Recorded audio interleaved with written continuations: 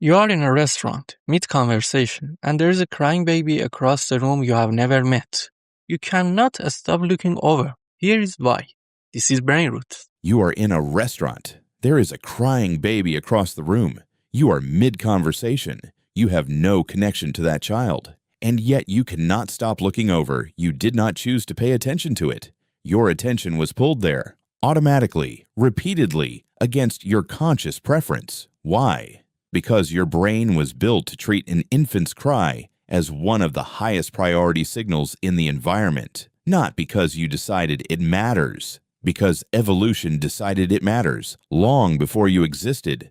Here is what is happening underneath that pull. The human infant cry sits in a specific acoustic frequency range, roughly 300 to 600 hertz, that appears to be processed differently than other sounds by the human auditory system. Studies using neuroimaging have found that infant cries activate the amygdala faster and more strongly than most other environmental sounds, including sounds of equal volume and duration. Your brain does not wait for you to consciously decide whether a crying baby is relevant. It flags it immediately, urgently, below the level of awareness. This response appears in people regardless of whether they are parents. It appears in men and in women. It appears even in people who report disliking children. The pull is not about personal preference. It is a species-level mechanism. For most of human evolutionary history, an unattended infant cry was a genuine emergency signal. Infants could not survive without immediate adult response.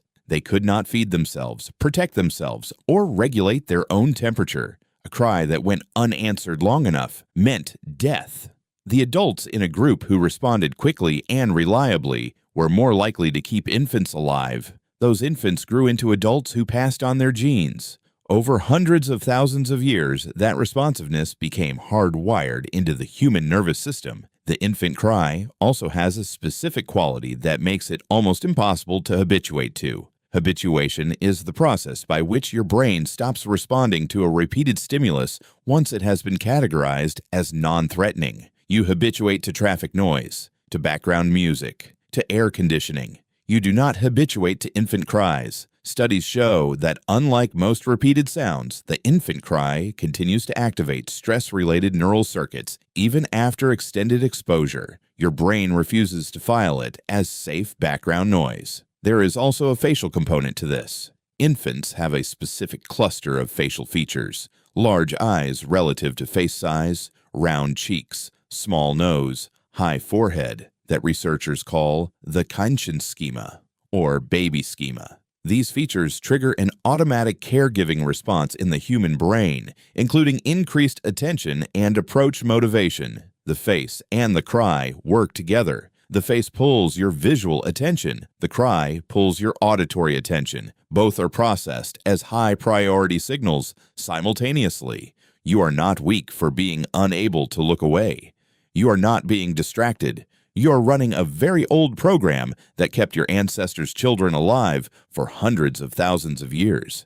The crying baby across the restaurant is not your problem, but your brain does not know that. It never fully learned the difference. If you enjoyed this video, don't forget to like and subscribe to Brain Roots. Thanks for watching and see you in the next video.